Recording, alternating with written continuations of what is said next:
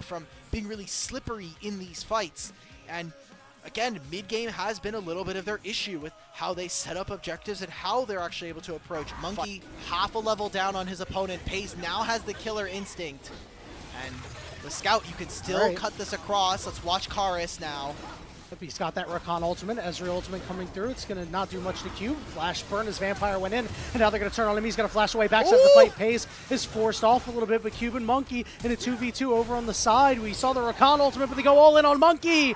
Oh, and it's a split fight, and Team WE is unable to win it.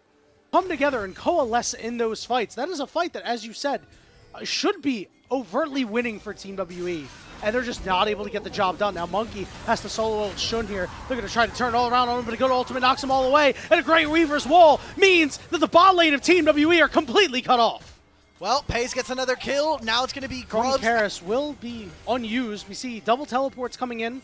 Dragging down to about 3,000 HP. Team WE, I think they do want to fight this. They haven't met a fight that they haven't liked, Alk, and they're going to go all the way in, and they're going to blow up Karis. He's got to try to get out of there, but he gets knocked up on the backside, and he can't do a damn thing. The Dragon is secured by JDG. Paze forced to flash out as he's burning away. Big knockups from Xiaoshu. More knockups from Scout as Vampire is low, and he finally falls. But Taeyoon is healthy. He's caught in a corner. He's knocked up. He's got to flash out. Oh my God. Blinking health bars on both sides, but it's JDG who can close out the kills. I feel so bad for WE because you look... Maybe you could steal Ornn's ultimate too. We'll see what the move is as JDG go and clear this mid wave, and they walk all the way up here. 3,000 HP on the Herald. Weaver's Wall coming out to try to get onto Cube. They're going to go all in for him. Herald will be secured by the side of Team WE, and they blow up the Rumble. Teleport came out from Wink to try to put him in a flank position. Karis is on vision, does not know. He gets out with a Rocket Belt proc. It is going to be Cube's life for the Herald. WE finally gets something on this map, and look what they're doing. Paze is sitting in mid lane. Oh my goodness, man. They had to know that this was an potential for JDG to cut them off of the pass. Karis, once again, making a mistake. 6 kills. Sure, you lost the Herald, but with a lead like this, it's A-okay, right? Team WE, you're going to need to do a lot to make this Herald worthwhile. For so many years. Has 2 splits in a row where he doesn't perform, and he had a heartfelt message saying, I'm obviously hoping to be back next year. See if they can do anything versus this Ornn. Well, it's going to be hard to kill, but they're working hard to do it. He misses the call, the Forge God. He will burn away, and the Rift Herald will be used on the top side, so Team WE trying to get some gold back in their pockets. All right, this is gold not only for Cube and for them. They get the turret, which is an objective bounty. Maybe they can take some of these topside camps and get Monkey into a good spot. How much more can they grab from this? Because I'm looking at the map. Scout's getting a bottom lane turret for himself. And if this play goes on for too long, it could be a Dragon on top of it. Vampire was forced to heal, but he's going to get flashed after by Shun. Shun and Paze looking to make plays here. Knock up to disrupt Wink. As Monkey slips out the back. Wink's looking for it. Has heal, has flash. They're going to use the ultimate. Monkey doesn't get out. Oh, he got taunted up. He'll slide out once again, but he will not be able to survive this time as Paze will flash after him to take him down. And it should be soul point for JDG. 2 kills, the turret on bottom side, and the Dragon, like you were mentioning. Soul point here at 19 minutes is one hell of a way to open up after a pretty disappointing loss.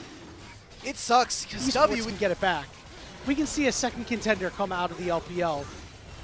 But this is a matchup of a lack of consistency between JDG and Team WE, and maybe this could be the start of a semblance of something as Otacon burnt low, going down the headbutt out, but it is still secured by JDG. Call the Forge God coming through, only hitting a couple. Now it's the real Call the Forge God. This time it's going to go on to Cube. He's forced to flash away as Wink in hot pursuit will have to pull off.